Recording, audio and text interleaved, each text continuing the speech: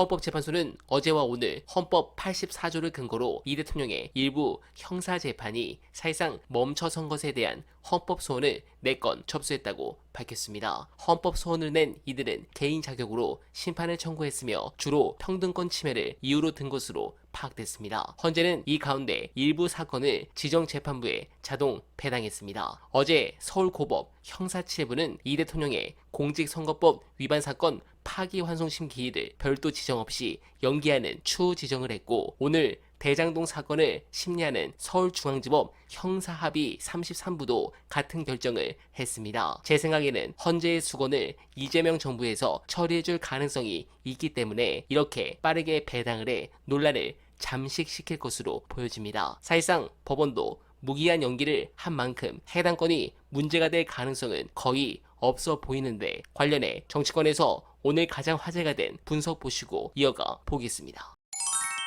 윤석열하고 김건희를 겨냥하는 거거든요. 새 특검이 다 공통적으로 그렇습니다. 그 부부를 겨냥하는 거지만 네. 오히려 국민의힘 입장에서 부담스러운 거는 이번에 사이드로 가서 붙었던 추가적인 수사 대상들이거든요. 네. 이를테면 이제 내란특검법 같은 경우는 이제 비상계엄 해제 의결 방해 시도에 대해서 이제 조사하는 부분. 그러면 이제 추경호라든지 뭐 윤상현이라든지 뭐 나경원이라든지 뭐 신동욱이라든지 우리가 이미 국민들이 확인했었던 내란 동조 세력뿐만 아니라 거기에 이제 줄줄이 딸려 나올 자당 국회의원들이 있을 거기 때문에 네. 그게 아마 이제 중요한 쟁점이 될 거고, 그리고 이제 뭐 김건희 특검법 같은 경우도 물론 뭐 거기에 여러 쟁점들이 있습니다만 특히 주목하는 거는 건진법사에 대한 수사하고 이제 명태균에 대한 수사거든요. 사실 뭐 김건희는 다른 걸로도 어차피 깜빵에 가겠지만 명태균하고 건진법사는 이게 곧 국민의힘 내부에 오래 묵어 있었던 공천 비리, 공천 카르텔 이런 거를 이제 들춰내는 게 될 수 있어서 거기에도 역시 마찬가지로 추경호를 비롯해서 여러 국회의원들이 뭐 윤한홍이나 이름들이 이미 거명이 돼 있습니다. 그렇지. 그런 사람들이 이제 줄줄이 딸려 들어갈 가능성. 그럴 경우에는 이제 마치 무풍지대처럼 안심하고 있었던 TK, PK 지역의 이른바 지주 형태의 그 이제 국회의원들 줄줄이 딸려 들어갈 수 있다. 그리고 이제 그 최상병 특검법으로 넘어가게 되면 몸통은 역시 윤석열이지만 마찬가지로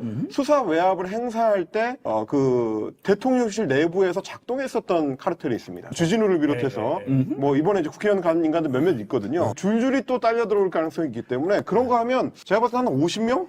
뭐 이런 수준으로 이제 13일에 새 원내지도부가 출범하기 때문에 중요한 내용들은 이제 새 원내지도부에서 결정하는 게 맞을 것 같다. 네. 라는 얘기고, 제 추측으로는 지금 원내지도부가 단독 결정 못 하거든요. 아마 대통령하고 어느 정도 좀 협의가 돼서 급한 불은 껐기 때문에 뭐 사법부하고 각세운 거를 조금 뭐 시간을 두면서 이제 천천히 하자라고 했을 가능성도 있다. 네, 공감합니다. 그리고 국짐도 지금 아사리판입니다. 김용태 비상대책위원장은 지난 8일 당의 대선 경선 직후 불거진 후보 교체 파동에 대한 당무감사권 발동과 대통령 탄핵 반대 당론 무효와 9월 초 새 당대표 선출을 위한 전당대회 개최 등 개혁안을 발표했습니다. 하지만 친윤석열계 주류에서 시한부 위원장의 독단적 결정이라며 거세게 반발하고 있어 실행 여부는 불확실합니다. 가장 큰 대선 참패 원인이 탄핵 반대와 윤석열 비호로 일관한 데 있다는 자명한 사실조차 친윤계 다수는 인정하지 않습니다. 탄핵 찬성파를 배신자로 낙인 찍는 극렬 지지층 눈밖에 나지 않아야 정치 생명을 이어갈 수 있다는 계산을 하기 때문입니다. 당권을 잡아 영남,